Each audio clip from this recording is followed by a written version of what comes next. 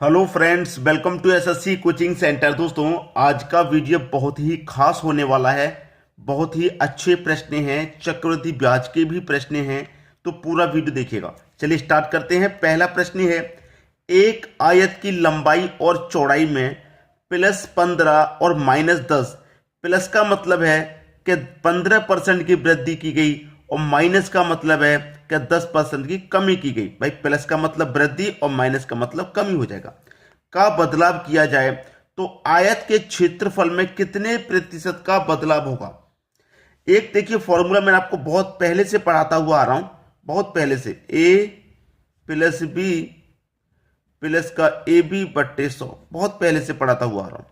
ठीक है, ये आपका ए हो जाएगा, ये आपका बी। तो ए है आपका प्लस का 15, तो प्लस का रहेगा। बी है आपका माइनस का, तो ये प्लस और ये माइनस, तो माइनस का 10 हो जाएगा। ठीक है, माइनस का है, प्लस माइनस माइनस।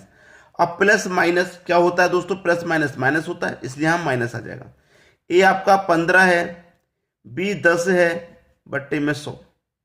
ठीक है, अब देखिए यहां पर 0 से 0 कट गया, 5 से कटेगा 2 बार में, 5 से कटेगा 3 बार में, यही तो है और कुछ भी नहीं है। ठीक है, 0 से 0 कट गया, 5 से 3 बार में कटा, 5 से 2 बार में कटा।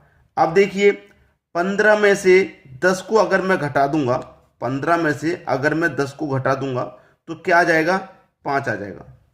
ठीक है, माइनस का ये क्या है, 3/2 है, यही तो है, 3/2।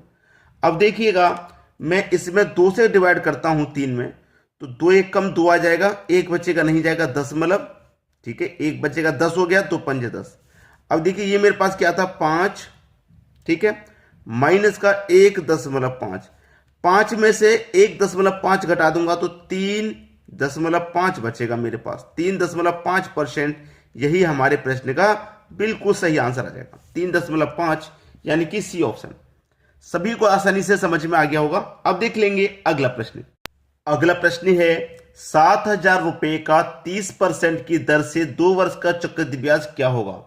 ठीक है, एक किताब में फॉर्मूला दिया जाता है, मिश्र धन बराबर मूलधन गुने 100 प्लस दर बट्टे 100। अगर कोई बच्चा किताब से तैयारी कर रहा है तो उसने इस फॉर्मूले को जरूर देखा होगा, बहुत अच्छे से देखा होगा। अगर आपने इस फॉर्मूले को देखा हुआ है तो आपको तरीका भी मालूम होगा। अब अलग अलग तरीके होते हैं, लेकिन चक्रवृद्धि ब्याज में मुझे नहीं लगता कि इससे आसान कोई तरीका है। चक्रवृद्धि ब्याज के लिए बहुत आसान तरीका है। इसमें क्या होता है, हमें मूल मिश्र धन निकाल लेते हैं, उसमें से ब्याज पूछ रहा है तो मिश्र धन में से मूलधन माइनस कर देंगे, ब्याज आ जाएगा। हम क्या निकालेंगे इसमें, मिश्र धन। ठीक है, देखिए मूलधन हमारा 7,000 रुपए है, 7,000 ले लेंगे, गुने 100 में जोड़नी है दर को, दर 30 है तो 100 में 30 जोड़ देंगे तो ये 130 हो जाएगा, बट्टे में 100 हो जाएगा। अब ये जो प्रश्न है 2 वर्ष के लिए है, तो इसी को 2 बार से लिखेंगे, 130/100 1 वर्ष के लिए हो गया। अब 130/100 दोबारा लिखेंगे, अब ये 2 वर्ष के लिए हो गया। अगर 3 वर्ष के लिए होता तो एक और बार लिख देते, 3 बार लिख देते। अब कटा लो, 2 जीरो से 2 जीरो गए, 2 जीरो से ये वाले 2 जीरो पे गए, 13 13 का गुना 169, 70 का गुना कर दो इससे, तो ये जीरो तो लास्ट में आ ही जाएगा। 7 निन्यानवे का 63 का 3, कैरी का 6, 7 6 42, कैरी का 6 48, कैरी का 4, 7 1 7, कैरी का 4 11। ये आपका क्या निकल के आ रहा भाई, ये मिश्र धन ही तो निकल के आ रहा है। अब मिश्र धन में से आप कटा दो मूलधन को, जो कि 7,000 रुपया है। मिश्र धन में से मूलधन कटा दो, ब्याज बचेगा 11,830 में से 7,000 कटा देंगे हम। ठीक है, 4,830 बचेगा। बचेगा कि नहीं बचेगा भाई, देखिए ये हमारा कितना आ रहा है, 11,830 में से कटा देना 7,000 को। ठीक है, कटा दिया हमने, आंसर हमारा आ गया 4,830। यही हमारा ब्याज है और यही हमारा आंसर है। कर लिया, सभी की समझ में आसानी से आ गया। अब देखेंगे अगला प्रश्न। अगला प्रश्न है, 5,000 रुपए का 3 वर्ष का चक्रवृद्धि ब्याज ज्ञात करें। पहले वर्ष 10% की दर, दूसरे वर्ष 20% की दर, तीसरे वर्ष 30% की दर। तरीका वही रहेगा, मिश्र धन वाला। मिश्र धन बराबर मूलधन गुणित 100 प्लस दर बट्टे 100। ठीक है, यह तरीका रहेगा। अब इसी तरीके से हम मिश्र धन निकालेंगे। तो मूलधन हमारा 5000 है, 5000 ले लो भाई। 100 में जोड़ेंगे दर को, तो पहले साल की मैं दर जोड़ूंगा 100 में, तो 100 में 10 जोड़ूंगा 110, पहले साल की हो गई 110 बट्टे 100। अब दूसरे साल के लिए जो दर है वो 20 की है, तो 100 में 20 जोड़ूंगा 120 बट्टे 100। तीसरे साल की 30 है, तो 100 में 30 जोड़ूंगा 130 बट्टे 100। जीरो से जीरो गया, ये वाले जीरो से ये वाला गया, ये वाले जीरो से ये जाएगा और ये वाले से ये चला जाएगा, और ये जो दो जीरो हैं इनसे दो जीरो चले जाएंगे। 5 गुने 11 गुने 12 गुने 13 ये रह गया आपके पास, इन्हीं का गुना कर लेना है। कर लो भैया। पहले मैं 12 का 11 का कर लूँ। 12 त्रिक का 36 का 6 कैरी का 3, 12 कम 12, 12 में 3 जोड़ू 15, 156 आ गया। अब 11 का गुना 156 से कर दूंगा। 11 छिक्के 66 का 6 कैरी का 6, 11 पंजे 55, 55 में 6 जोड़ूंगा 61, 61 का 1 कैरी का 6, 11 कम 11, 11 में 6 जोड़ दूंगा 17, यानी कि 1716। अब 5 का गुना कर दूं इसमें, ठीक है। 5 छिक्के 30, 30 का 0 कैरी का 3, 5 एक कम 5 कैरी का 3 जोड़ देंगे 8, 5 सत्ते 35 का 5 कैरी का 3, 5 एक कम 5 कैरी का 3 8। तो हमारे पास मिश्र धन भाइयों कितना निकल के आया? मिश्र धन निकल गया 8580। इसमें से अगर मैं मूलधन को माइनस कर दूंगा 5000 को, तो ब्याज ही तो बचेगा, 3580 ब्याज बचेगा। ये हमारा ब्याज है, ठीक है, और यही हमारा आंसर है।